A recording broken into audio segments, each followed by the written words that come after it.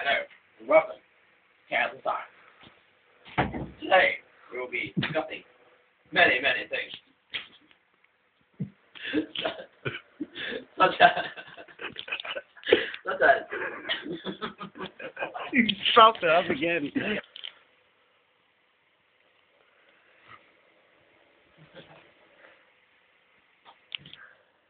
Hello, and welcome to Chaos and Science. Today, we'll be discussing... Excuse me, Margaret.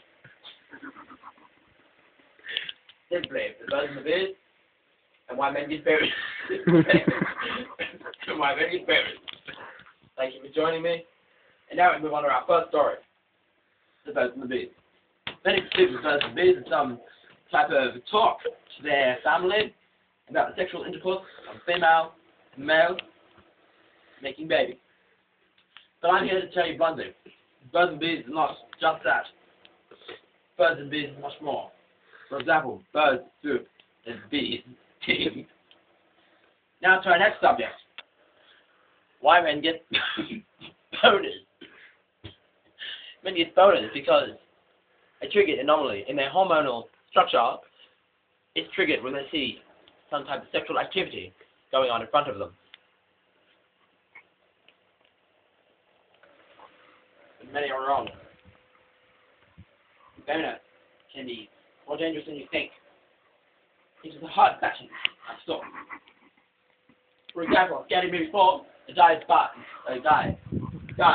massive boner.